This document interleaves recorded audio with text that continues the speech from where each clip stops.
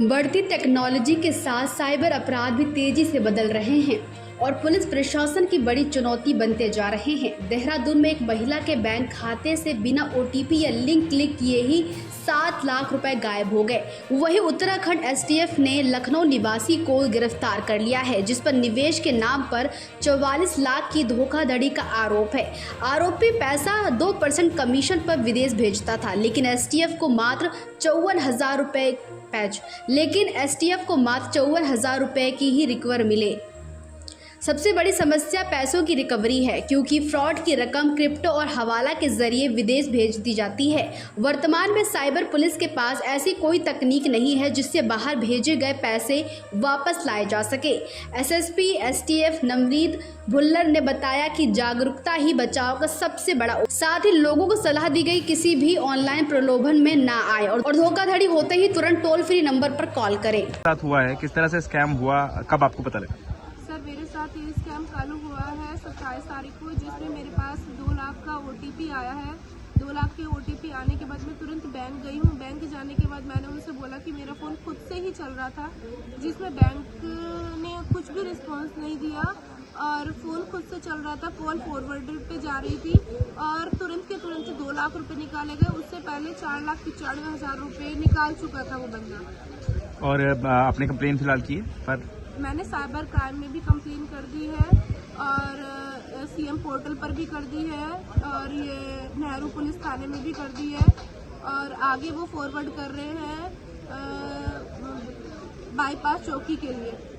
फिलहाल बैंक से बात की होगी? बैंक मैनेजर कह रहा है कि मैं आपकी किस प्रकार सेवा कर सकता हूँ और आप जो बताएंगे मैं वो करने के लिए तैयार हूँ। आप कोई मेल आईडी वगैरह दे रहे हैं, क्योंकि मैंने जो पता करवाया है HDFC में और एक्सिस बैंक में उसका ट्रांजैक्शन हुआ है।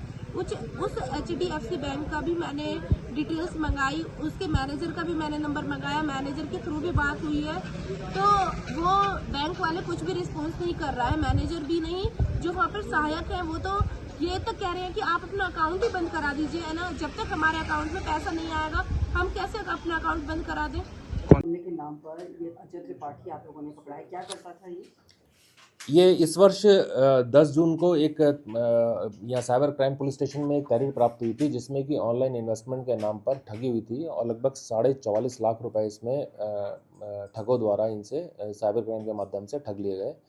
और इसी संबंध में इन्वेस्टिगेशन में ये अरेस्टिंग हुई है और ये जो इसमें अभियुक्त अरेस्ट हुआ है ये बेसिकली लखनऊ का रहने वाला है और अभी ये इंदिरापुरम गाजियाबाद में रह रहा है, अजय कुमार त्रिपाठी।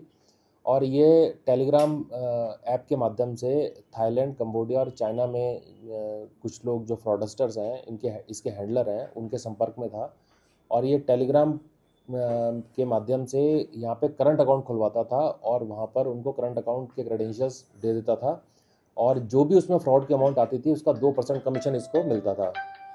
इसमें इसकी जो एमओ इस तरीके का है, मॉडस ऑपरेंडी, कि ये करंट अकाउंट खोलता था और जब उसमें किसी साइबर यूनिट से या पुलिस से फ्रीज हो जाता था वो अकाउंट फ्रॉड की वजह से, तो नेक्स्ट डे ये अपने घर के बाहर दूसरा बैनर लगा के दूसरा करंट अकाउंट खोल लेता था और इस प्रकार से रिपीटेडली ये करंट अकाउंट्स बाहर भेज रहा था। ये ऑलरेडी हैदराबाद और कौशाम्बी से भी वांटेड है, ये अरेस्ट हो गया है, वहाँ पे सूचना दे रहे हैं तो वहाँ पे वो प्रोडक्शन वारंट बी पे इसको रिमांड पर लेंगे। और इसमें अब इसके साथ में एक और अपराधी है, उसका नाम प्रकाश में आया है, उसके खिलाफ हम कार्रवाई कर रहे हैं। राजनीति हो या क्रिकेट, देश विदेश की ब्रेकिंग हो या आपके मोहल्ले की बड़ी खबर, सब मिलेगा एक ही ऐप में, सबसे तेज और भरोसेमंद। अभी डाउनलोड करें दैनिक भास्कर डिजिटल।